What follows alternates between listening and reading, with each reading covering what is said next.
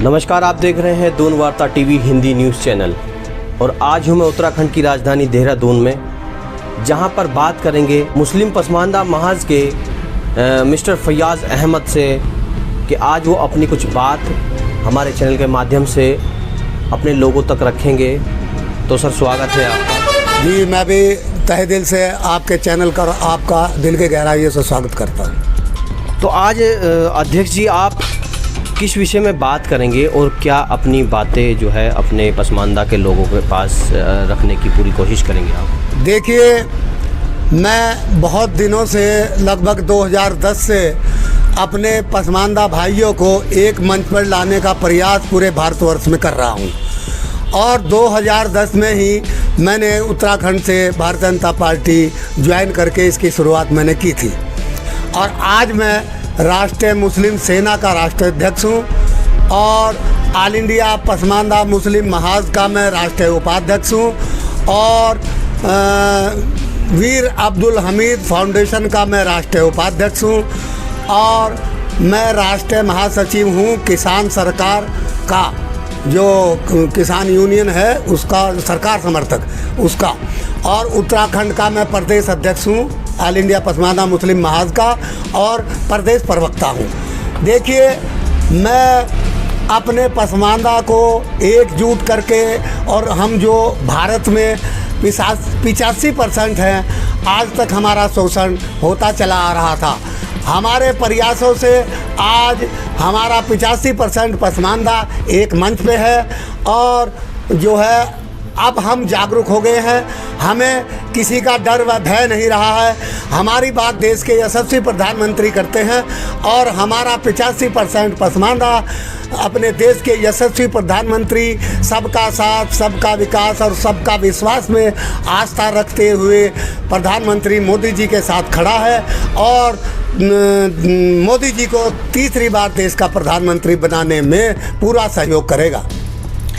जैसे आप हमेशा पसमानदा को लेकर बात करते हैं और कहते हैं कि मोदी सेना और मोदी जी जिस कमेटी से कहिए या फिर जिस संस्था से कहिए आप जुड़े हैं, कहीं ना कहीं पसमानदा को एकजुट होने की आप बात करते हैं। एक मैं आपसे ही सवाल करता हूं कि इस देश के अंदर इस वक्त मुख्य जो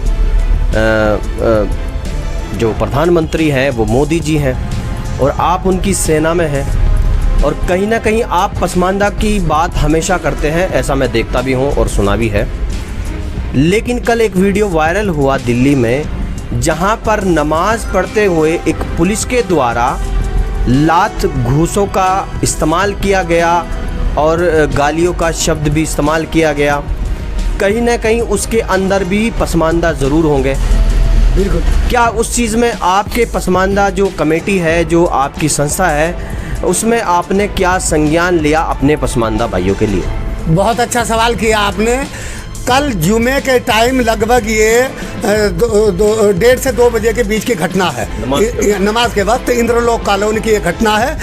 ये जब मामला हमारे संज्ञान में आया, तुरंत हमने गृह मंत्रालय को फ़ोन किया। गृह मंत्रालय के में जो है उसके बाद हमने मनोज कुमार मीणा जो डीसीपी हैं दिल्ली के, हमने उनको फ़ोन लगाया और इस घटना की हमने तुरंत जो है उस पर एक्शन हुआ और तुरंत उस जो है पुलिस वाले को, जो दरोगा है, चौकी इंचार्ज है, उसको तुरंत निलंबित कर दिया गया।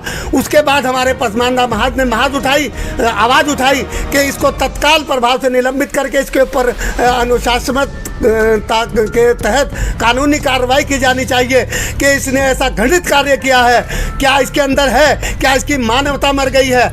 ऐसे में हम जो है देश के जो पुलिस वाले ऐसी घृणित कार्य करते हैं उनको हम चेतावनी देना चाहते हैं कि आगे से बाज आए, खबरदार किसी नमाजी के ऊपर हाथ उठाया, गाली गलौज की, तो हमारा पसमानदा इसको बर्दाश्त नहीं करेगा। देश के प्रधानमंत्री जो है हमारे पसमानदा को जोड़ने की बात करते हैं और ऐसे अधिकारी हमारे प्रधानमंत्री के जो है बयान को उसे जो है नज़रअंदाज करके अपने ऐसे घृणित कार्य को देश के सामने उजागर करते हैं। इससे देश का भाईचारा खराब होता है।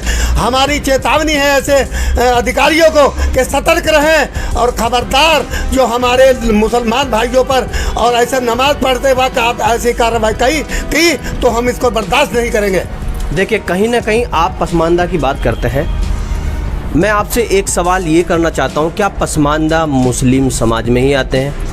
देखिए, मुस्लिम समाज में आते हैं, लेकिन मैं आपको इसका डेफिनेशन करके मैं आपको बताऊं कि 15% अशराफ है, मतलब जो अपने आप को पहले से ही ऊंची बिरादरी के लोग कहते आ रहे हैं। ऊंची बिरादरी किस तरह? वो जैसे शेख हुए, पठान हुए, मुगल हुए, ये 15% लोग हैं। और आज तक राजनीतिक मलाई इन्होंने ही चाटी है और हम लोगों को अनपढ़ रखा है। ठीक है, हमारी शिक्षा दीक्षा पर ध्यान नहीं दिया गया, क्योंकि राजनीति में ये लोग होते थे।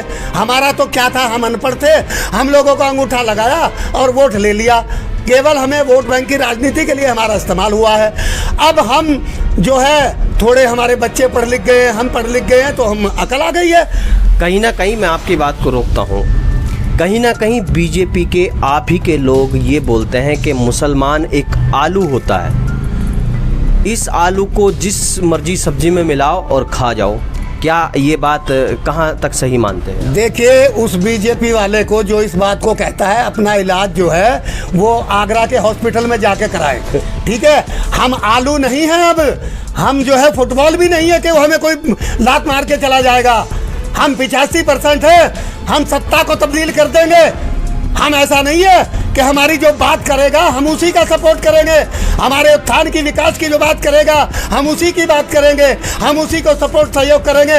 अगर बीजेपी वालों की ये मेंटलिटी है तो रखें अपने घर।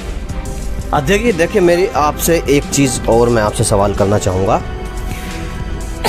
जैसे अभी आपने कहा कि नमाज पढ़ने वालों पर अत्याचार नहीं करेंगे पुलिस वाले, और भी वगैरह वगैरह आपने 2-4 बात और कही हैं, लेकिन मेरा कहना यह है कि आपकी जो पार्टी है, आपका कहना है कि दबे कुचले लोगों के लिए है। बिल्कुल। उसमें दबे कुचले लोग क्या मुसलमान ही रहेंगे, क्या हिंदू भी रहेंगे?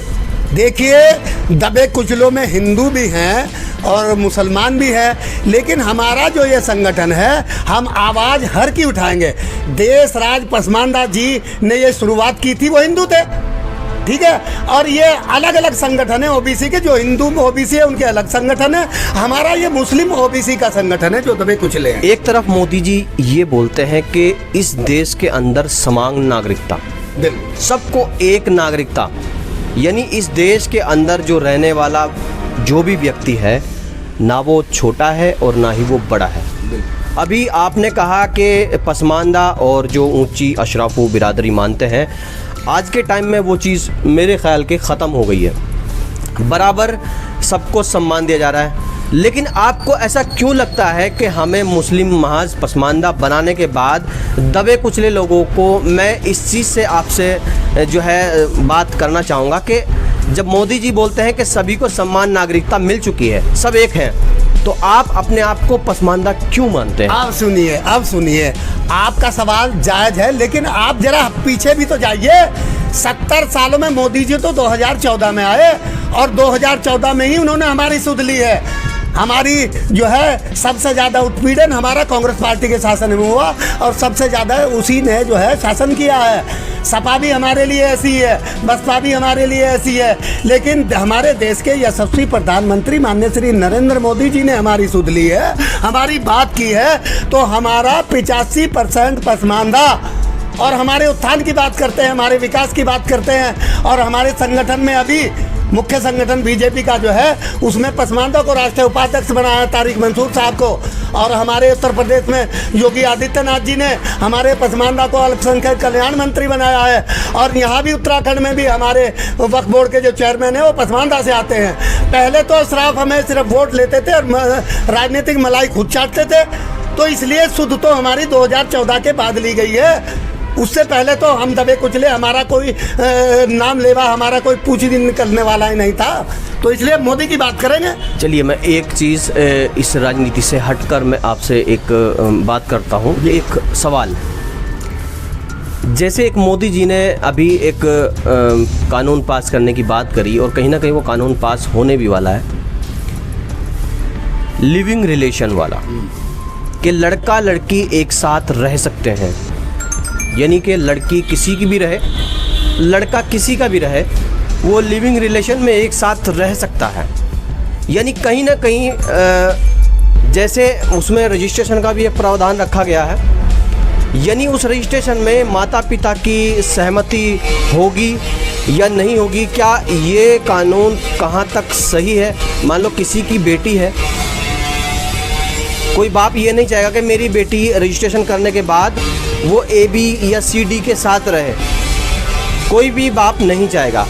तो ये कहीं ना कहीं आप इसको क्या मानते हैं कि ये मोदी जी ने कानून सही करा क्या गलत किया? देखिए, ऐसा है, ये जो कानून है ये बहुत पहले सुप्रीम कोर्ट इसको दे चुका है और सुप्रीम कोर्ट की गाइडलाइन के मुताबिक ही लिविंग रिलेशन में रहने का अधिकार सबको है और ये भारत का संविधान हमें इसकी आज़ादी देता है, हमें फ्रीडम देता है। कोई भी किसी के साथ अपनी मर्ज़ी से रह सकता है। देखिए, इस पे जो है कोर्ट का डिसीजन है, इस पे मैं कोई टिप्पणी नहीं करूँगा। और रही बात, जब कोर्ट इसको आदेश दे चुका है तो वो सरकार का तो मानना उसको पड़ेगा ही। चलिए, तो ये थे हमारे साथ मोदी सेना के राष्ट्रीय अध्यक्ष मिस्टर फैयाज अहमद, देहरादून उत्तराखंड से। आप देख रहे थे दून वार्ता टीवी हिंदी न्यूज़ चैनल। जय हिंद, जय भारत।